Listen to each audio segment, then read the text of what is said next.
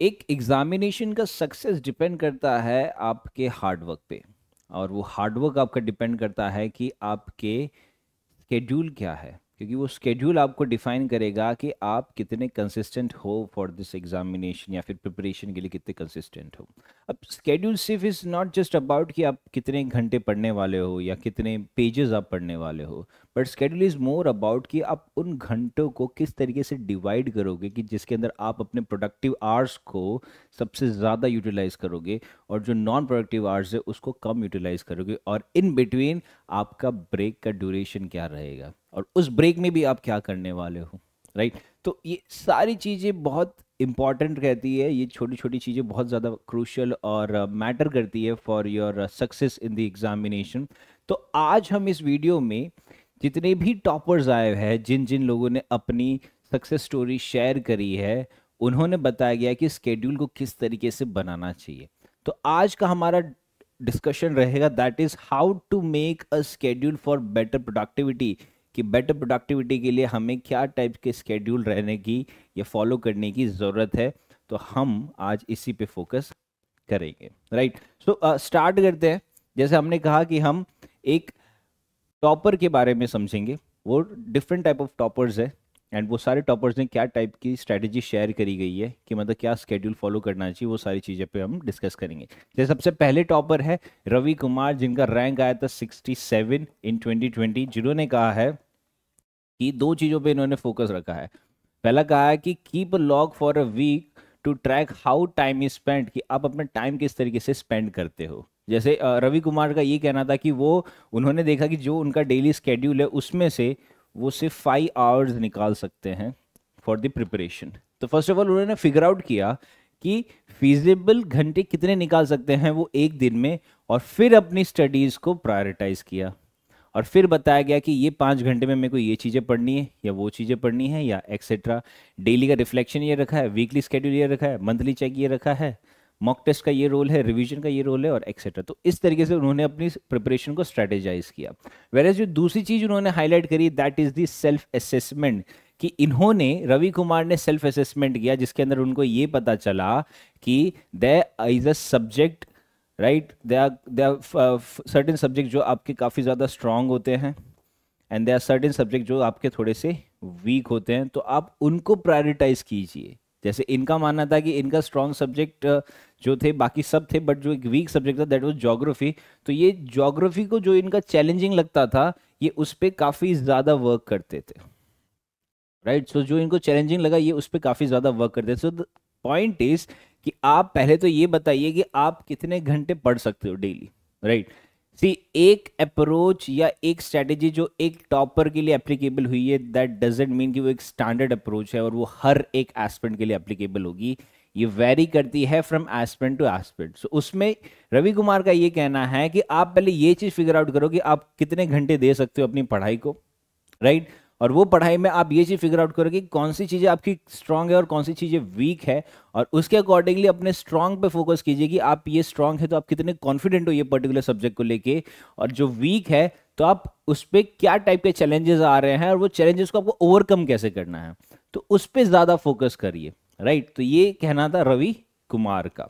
वेरेज जो दूसरे टॉपर है दैट इज प्रिया सिंह, जिन्होंने रैंक 12 आया था 2019 में, उन्होंने कहा था कि हमें गोल्स को क्लियर करना काफ़ी ज़्यादा ज़रूरी है। अब गोल्स पे उन्होंने फोकस किया कि उन्होंने स्मार्ट गोल्स के बारे में बताया कि स्मार्ट गोल्स को डिफाइन करना बहुत ज़्यादा ज़रूरी है। स्मार्ट गोल्स में उन्होंने ये कहा कि अगर आप जो गोल क्रिएट कर रहे हो तो स्मार्ट के अंदर एस में उन्होंने कहा कि इट शुड बी स्पेसिफिक, कि आपका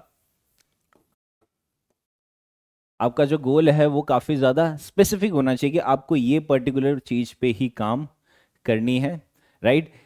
ये जो आपका गोल आप बना रहे हो वो आप उसको मेजरेबल होना चाहिए कि आप उसको रेगुलरली मेजर कर सकते हो। राइट। थर्ड चीज़ बोली गई है कि वहाँ पे आप एक्चुअलिटी पे फोकस करोगे कि एक्चुअल में आपको क्या चीज़ की रिक्वायरमेंट है, तो उस हिसाब से आप अपना गोल बनाइए। देन आप रखोगे अपने गोल पे रिवीजन के बारे में सोचोगे कि रिवीजन को इंक्लूड करना बहुत ज़्यादा ज़रूरी है वो गोल के लिए। एंड देन आ जाता है कि वो गोल को आप टाइम बाउंड रखोगे कि आपने एक पर्टिकुलर टारगेट सेट किया हुआ है वो गोल का, तो वो गोल पे आप फोकस करोगे कि हाँ आपको इतने टाइम में ये पर्टिकुलर चीज कंप्लीट करनी है, राइट। तो ये इनका कहना था। तो इन्होंने कहा कि ये एक एग्जाम्पल दिया था कि वो एक चैप्टर पॉलिटी का कंप्लीट करते थे हर हफ्ते, राइट। तो ये उन्होंने एक गोल बना रखा था। Now this goal was very specific, कि स्पेसिफिक था कि उनको पॉलिटी का एक चैप्टर कंप्लीट करना ही करना है एक हफ्ते में। ये मेजरेबल भी था, राइट। ये रिवीजन भी हो सकता था और इस पर टाइम बाउंड भी किया था, एंड ये एक्चुअलिटी पे भी फोकस किया था। So that means these are what the smart goal, right. So clear cut set किए गए थे इन्होंने स्मार्ट गोल, एंड वो उनको हेल्प किया था to achieve rank 12 in 2019, right. एक और चीज जो हमें हेल्प कर सकती है, that how to make notes, या फिर हम एक स्केड्यूल कैसे बना सकते हैं, ये आया था विक्रम मेहता के द्वारा, जिन्होंने रैंक 20 लाया था 2018 में। अब उन्होंने कहा कि आपको वेटेज बनाने की जरूरत है, you should focus on weightage. तो यहाँ पे उन्होंने वेटेज में एग्जांपल दिया कि जो एनवायरमेंट सब्जेक्ट है वो देखा कि ये काफी ज्यादा इंपॉर्टेंट है from prelim point of view as well as from the mains point of view. तो उनका कहने का मतलब था कि एनवायरमेंट का सिग्निफिकेंट वेटेज है, तो ये सिग्निफिकेंट वेटेज को कंसीडर करते हुए उन्होंने एनवायरमेंट पे ज्यादा हार्ड वर्क किया। सो दैट मीन्स कि इन्होंने पीवाईक्यू समझा, पीवाईक्यू में ये समझा कि एनवायरमेंट एक पर्टिकुलर सब्जेक्ट है जिसका वेटेज काफी ज्यादा है, एंड उसके अकॉर्डिंगली उन्होंने प्रीलिम और मेंस पे वर्क किया।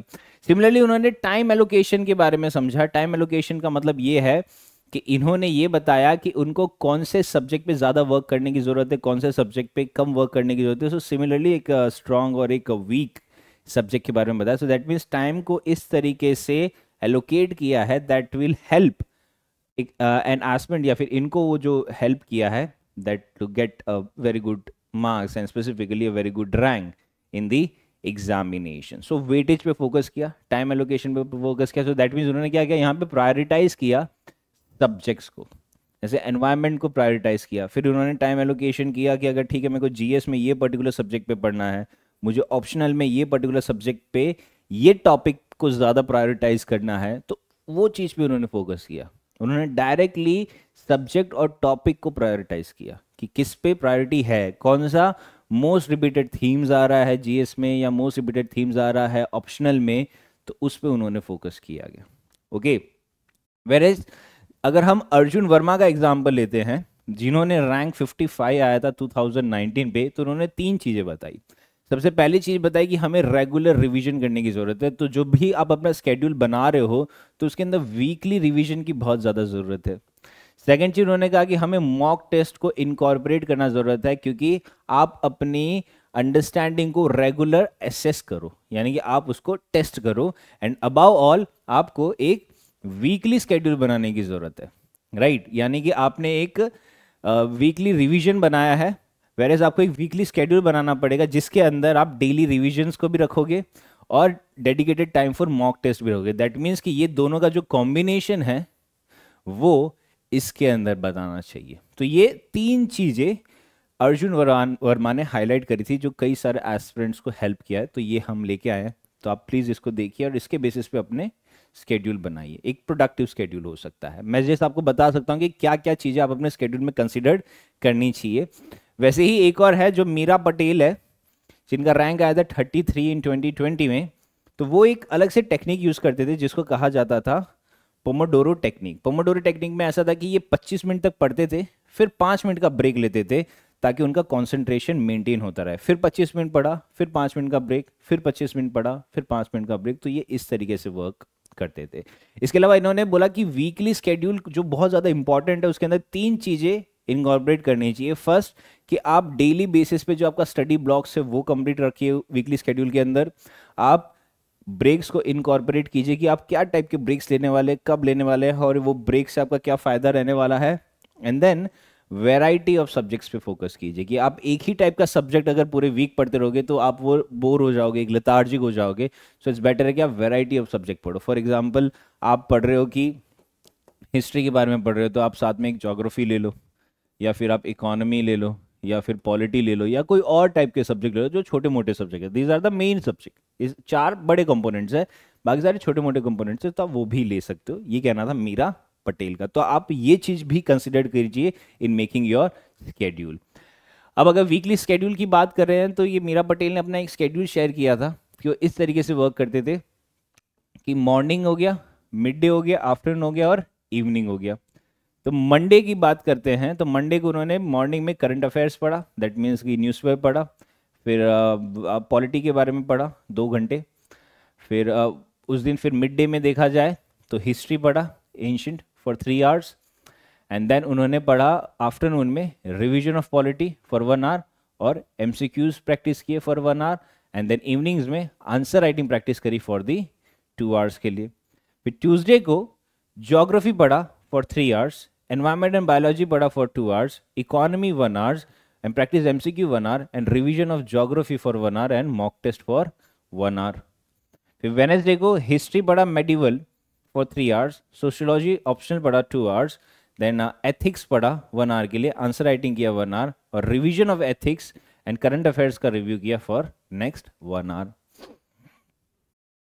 थर्सडे को geography, human geography 3 hours, polity 2 hours, current affair का यानी कि न्यूज़पेपर पढ़ा, आंसर राइटिंग प्रैक्टिस करी। देन फ्राइडे को इकोनॉमी पढ़ा प्लस न्यूज़पेपर पढ़ा, हिस्ट्री पढ़ा, एनवायरनमेंट एंड इकोलॉजी पढ़ा, एंड अगेन हिस्ट्री का मॉक टेस्ट एनालिसिस भी किया। फिर सैटरडे को मॉक टेस्ट दिया, रिव्यू मॉक टेस्ट किया, ऑप्शनल सब्जेक्ट पढ़ा, रिलैक्सेशन किया that is light reading for 1 hour. Sunday को रिवीजन ऑफ वीक एरियाज किया, लाइट रीडिंग फॉर 2 आवर्स किया, planning for the upcoming week किया, एंड फ्री टाइम में leisure activities की गई थी, right. So that means it's just an schedule, कि एक स्केड्यूल आपके साथ शेयर किया गया है। तो जब आप स्केड्यूल बनाओ तो आप ये सारी चीज़ों पे फोकस करो। दैट मीन्स क्या क्या चीज़ें पे हमने फोकस किया कि आपको पहली बार तो पढ़ना है, ठीक है, वो पढ़ा हुआ को आपको रिवीजन करना है, ठीक है, फिर आपको आपका मॉक टेस्ट देना है, आपको जीएस के साथ ऑप्शनल को भी इम्पोर्टेंस देना है, देन आपको राइटिंग प्रैक्टिस भी रखनी है बीच में, एंड अबव ऑल आपको ब्रेक्स भी अच्छे से डिफाइन करना है। कि तो ये सारी चीज़ें आपकी रहनी चाहिए इन योर वीकली स्केड्यूल या मंथली स्केड्यूल या डेली स्केड्यूल की अगर बात करें तो ये सारी चीज़ें आपके स्केड्यूल में इनकॉर्पोरेट होनी चाहिए। ओके, तो उसके बेसिस पे हम कह सकते हैं कि we have to stay flexible. अब फ्लेक्सिबल में क्या है कि हमें एडजस्ट करना है एज नीडेड, कि जैसी रिक्वायरमेंट होती है। जैसे मैंने 1 हफ्ते पढ़ा, उसके बाद में मेरे को पता चलेगा कि ओके ठीक है, पॉलिटी मेरा इतना भी वीक नहीं है या ज्योग्राफी मेरा इतना भी वीक नहीं है, इतना स्ट्रॉन्ग एरिया, तो आप उसके अकॉर्डिंगली एडजस्ट करो कि हाँ ठीक है, हमें अब इस पे वर्क करने की ज़रूरत है। मेरा ज्योग्राफी स्ट्रॉन्ग हो गया तो मैं कोई और सब्जेक्ट पे जा सकता हूँ जो उसको मैं, और जो मेरा थोड़ा वीक है उसको मैं स्ट्रॉन्ग करूँ, या जो मेंस के GS3 के छोटे मोटे सब्जेक्ट्स हैं उन पे फोकस करूँ, एक्सेट्रा। देन आपको डेली रिफ्लेक्शन होना चाहिए, राइट, डेली असेसमेंट होना चाहिए कि आप एक पर्टिकुलर स्केड्यूल बनाया है तो उसके अंदर आपका रहना चाहिए कि आपने डेली खुद को असेस किया है, डेली ये पढ़ा है, उसका ये असेसमेंट रखा गया है। देन आपको आपका वीकली रिव्यू भी मेंटेन करना चाहिए, right. Account for down time, down time यानी कि क्या हो गया कि ब्रेक्स को आपको इनकॉर्पोरेट करना है, कि ब्रेक्स को बहुत अच्छे से यूटिलाइज करना है ताकि आप माइंड फ्रेश हो जाए, एंड आप खुद को मोटिवेट रखिए, राइट, सेल्फ चेक करते रहिए। बट इसका मतलब ये नहीं है कि अगर मार्क्स अच्छे नहीं आए तो आप खुद को डिमोटिवेट करोगे, नहीं, आपको खुद को मोटिवेट रखते रहना पड़ेगा। एंड मल्टीटास्किंग मत करो कि एक टाइम पे एक ही चीज़ करो और कुछ भी मत करो। So this is the basic scenario, right. So let's create our schedule, right. So this is it from today's video, and I am saying it again कि ये वीडियो में आपको ये बताया गया कि आपको एक स्केड्यूल बनाने में क्या क्या चीज़ें रखनी चाहिए जो आपको और भी ज़्यादा प्रोडक्टिव करेगा। हमने सारे टॉपर्स का एनालिसिस किया है कि ये टॉपर्स ने ये चीज़ें करी है, तो मैंने कई सारे टॉपर्स की स्ट्रैटेजी को कंपाइल करके ये वीडियो में लेके आया, राइट। सो आप अपना स्केड्यूल बनाएं जो आपकी सुटेबिलिटी पे रहेगा, right. So this is it from today's video. Coming video will be covering more such kind of topics. Till then, stay safe and study well. Thank you.